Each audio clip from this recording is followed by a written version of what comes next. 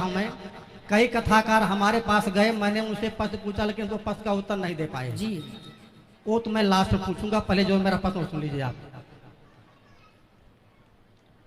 पहला प्रश्न मेरा स्वामी जी है, गुरु जी है कि जीवात्मा और आत्मा में क्या अंतर है, मोक्ष किसका होता है?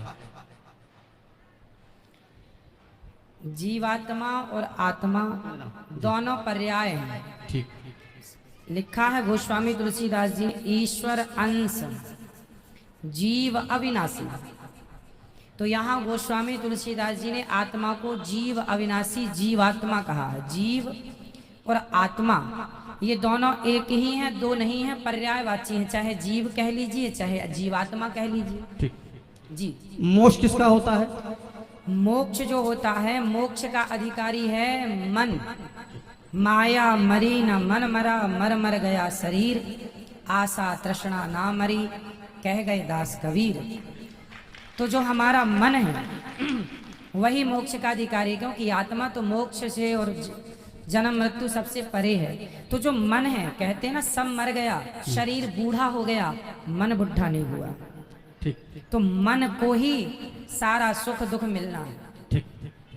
स्वामी दूसरा प्रश्न मेरा है, मरने के बाद अपने कर्मानुसार, जैसा आप बता चुके हैं, जीव अन्य योनियों में चला जाता है। ठीक। तो मेरे फिर पितर कैसे होते हैं?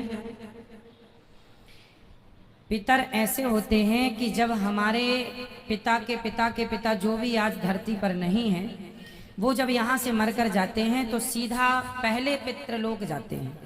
वहाँ जाने के बाद, जैसे हमने बताया, 13 होने के बाद यमराज जी निर्णय लेते हैं कि अब आप पाप या पुण्य के अनुसार अब कहाँ जाएंगे, स्वर्ग जाएंगे, नरक जाएंगे या अन्य तमाम योनियों में जाएंगे। तो कुछ लोग तो अपने कर्मों के बस किसी भी योनि में चले गए। माना कि हमारे दादाजी परदादा जो भी हैं, कोई शेर बन गया, शेर के अनुसार। अब हमने उनके नाम से यहाँ पिंडदान दिया, गया जी में तर्पण किया, जहाँ भी किया, तो हुआ क्या, वो शेर की योनि में जहाँ है, यदि उन्हें कोई कष्ट है, भूखे मर रहे हैं या कोई कष्ट तकलीफ है, तो ये पिंडदान का पुण्य उनको उस योनि में प्राप्त होगा जहां वो हैं। किसी भी योनि, बंदर से लेकर चींटी से लेकर हाथी तक जहां है वो उन्हें, यदि वो मनुष्य बने हैं तो मनुष्य की योनि में उनको प्राप्त हो जाएगा, जहां है वहां मिलेगा। ठीक है। परंतु कुछ लोग ऐसे होते हैं, ट्रेन लेट होने से हमें स्टेशनों में एक वेटिंग रूम बनाया जाता है, वेटिंग हॉल बनाया जाता है, जहां ट्रेन लेट हो गई तो आप वेट कर सकते हैं। उसी प्रकार किसी व्यक्ति, हमारे पिता के पिता, किसी के पाप पुण्य का कोई निर्णय किसी कारण ना हो पाए तो वो पितृलोक में होते हैं, और हम यहाँ से यदि उनके लिए कुछ करते हैं तो उनका उद्धार हो जाता है। जैसे कुछ दिनों के लिए ईश्वर ने ये विधान भी रखा है, नचिकेता को ये बात यमराज जी ने बताई है। नचिकेता के संवाद में ये सब कुछ स्पष्ट है कि हमारे जाने के बाद ये जरूरी नहीं है कि मरने के तुरंत बाद हमारा पुनर्जन्म हो जाएगा, कहीं भी जरूरी नहीं है। हो सकता है 2 साल तक ना हो सकता है 10 साल तक ना हो, और हो सकता है 100 साल तक हम वेटिंग रूम में इंतजार करें अपने नंबर का। तो उन दिनों यदि हमारे पुत्र कोई तर्पण पिंड दान करता है तो वो हमें प्लस होके, जैसे बच्चे को 33 नंबर में पास होना है, परंतु 31 नंबर आए हैं तो मास्टर जी अपनी तरफ से 2 नंबर दे देते हैं और ग्रेस लगा के पास कर देते हैं। उसी तरह मेरा जरा सा कोई पुण्य रह गया तो उस पुण्य के कारण मुझे वेटिंग रूम में डाल दिया जाएगा कि आपके बच्चे यदि आपके लिए कोई पुण्य करते हैं तो वो पुण्य मिला के फिर आपका मोक्ष या स्वर्ग की प्राप्ति करा दी जाएगी। तो उस इंतजार में हम पितृलोक में रहते हैं। हम बच्चों को कहते हैं पुण्य करो, हमारे नाम से कुछ करो, जब नहीं करते तो वही पितृ फिर नाराज होके उन पर फिर गलत प्रभाव छोड़ने लगते हैं, उसी को पितृ दोष कहते हैं। अगर कोई वेटिंग लिस्ट में ना हुआ हो तो फिर बता चुका मैं कि वो शेर बन गया होगा तो उसको रूप में प्राप्त हो जाएगा वो। तो उसके निमित्त भाव कथा सुनने से क्या फल मिलेगा फिर? किसको? भागवत कथा जो पोथी बैठा हम सुनते हैं तो क्या फल आपने मिलेगा? देखिए होता क्या है कि आपका कोई अपना आदमी अमेरिका में है और आपने उसके खाते में पैसे डाल दिए, तो उसके खाते में फौजों के लिए, अब वो शेर बने हैं तो उनको मांस मिल जाएगा, गाय बने हैं तो चारा मिल जाएगा, इंसान बने हैं तो 56 भोग मिल जाएगा। ठीक।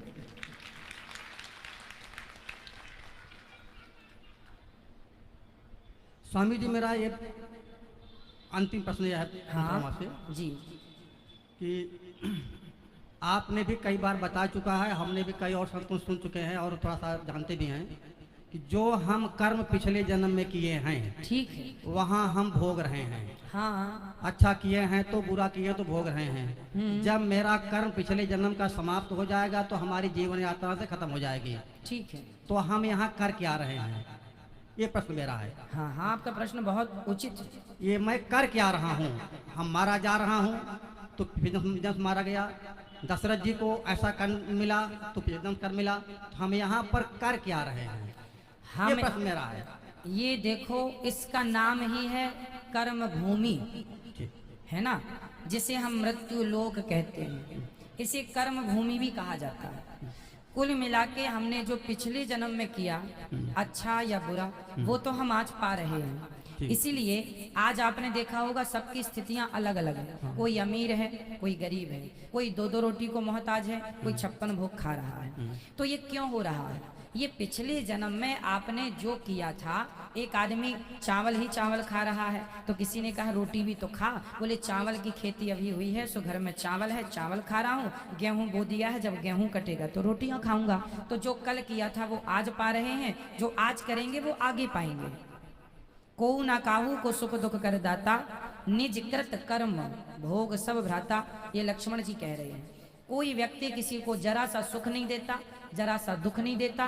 प्रत्येक व्यक्ति अपने किए कर्मों का फल भोगता है। यहाँ तक कि राम जी को भी अपने कर्मों के कारण राम बन के आना पड़ा, सीता के पीछे घूमना पड़ा। सीता सीता नारद जी ने श्राप दिया था, उस श्राप के कारण राम जी को आना पड़ा और सीता की खोज करनी पड़ी। और हनुमान जी का भी सहारा लेना पड़ा, क्योंकि श्राप था। सीता माँ को भी वनवास हुआ इसलिए कि उनको भी श्राप था।